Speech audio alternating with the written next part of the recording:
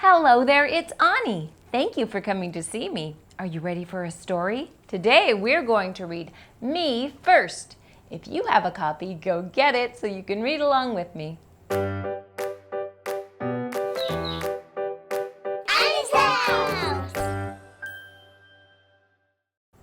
Me First by Helen Lester, illustrated by Lynn Munsinger.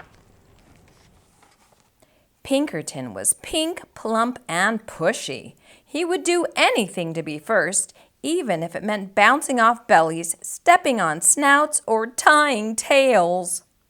"Me first!" he cried when he had been last in line and finished first down the slide. "Me first!" he cried at StoryTime, settling on his round bottom with his big head right smack in front of the book. And every day in the school troughateria, "Me first!" rang out, and there was Pinkerton. One Saturday, Pinkerton's Pig Scout troop went on a day trip to the beach. Pinkerton was first on the bus and sat in the front row. He was first off the bus, first in the water, first out of the water, and first into the picnic basket. After lunch, the Pig Scouts decided to go for a hike. Off they went with Pinkerton leading the line, of course. As the Pig Scouts marched across the sand, they heard a faint voice far in the distance. The voice called out, "Who would care for a sandwich?" Pinkerton pricked up his pointy ears. Care for a sandwich?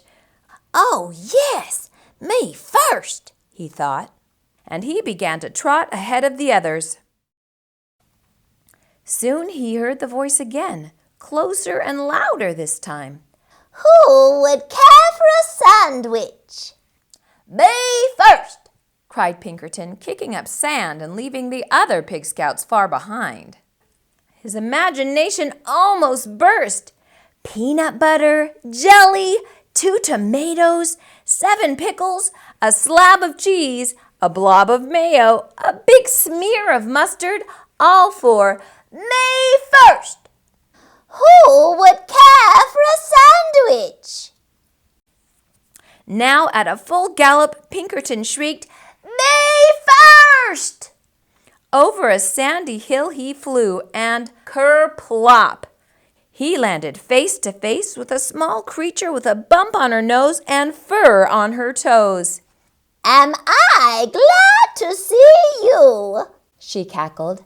"I sure could hear you coming. Me first, me first, me first.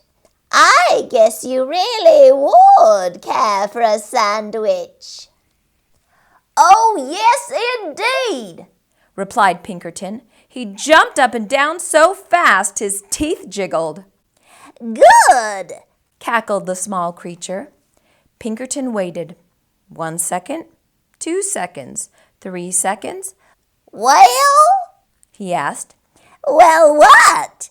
replied the small creature. "The sandwich," begged Pinkerton. "Where's the sandwich?" The small creature curtsied. "You're looking at her." She went on. "I am a sandwich, and I live in the sand, and you said you would care for a sandwich, so here I am. Care for me." All Pinkerton could say was, "But I—" Taking no notice, the sandwich continued. "You said me first. You wanted to be the first to care for me. Well, congratulations. Now just come along to my sand castle." Grabbing Pinkerton firmly by the sleeve, she led him around a few bends. Before he could say, "But I—" again, the gate to her castle closed. "All right, my pink, plump, and pushy one. Now you care for me. You may have the honor of being the first to powder my nose and comb my toes." Seeing no way out, Pinkerton powdered her nose and combed her toes. "Next," she crowed, "you may be the first to put my Pinkerton looked around. He had no choice. He put her supper in a bucket and fed her with a shovel. Rubbing her tummy, the sandwich spoke on. Finally, after you've had the privilege of being the first to wash my dishes and sweep my castle and do my laundry and curl my hair and tuck me in, you may be the first to tell me a bedtime story. Pinkerton washed the dishes, swept the castle, did the laundry, curled the sandwich's hair and tucked her in. The sandwich stretched and yawned loudly. Now the story! I need my story! Pinkerton was so tired he could barely speak. I don't know any stories, he whimpered. Then how about making up something? Oh, how about something concerning a pushy pig who always wanted to be first? Pinkerton sighed and began. Once upon a time, there lived a pig who always wanted to be first, until one day he met a wise sandwich. Wise and beautiful, cut in the sandwich.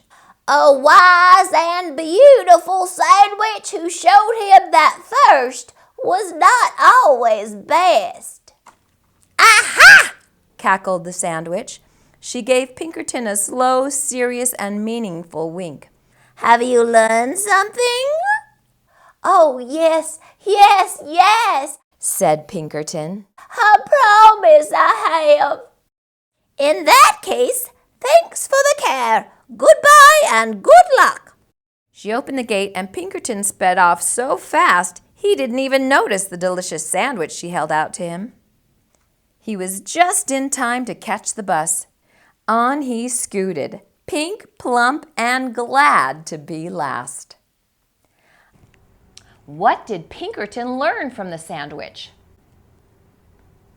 That's right. He learned that first isn't always the best.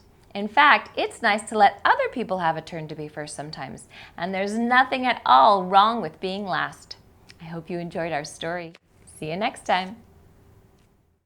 If you liked this video and want to see more, be sure to subscribe and leave me a comment to let me know what your favorite books are.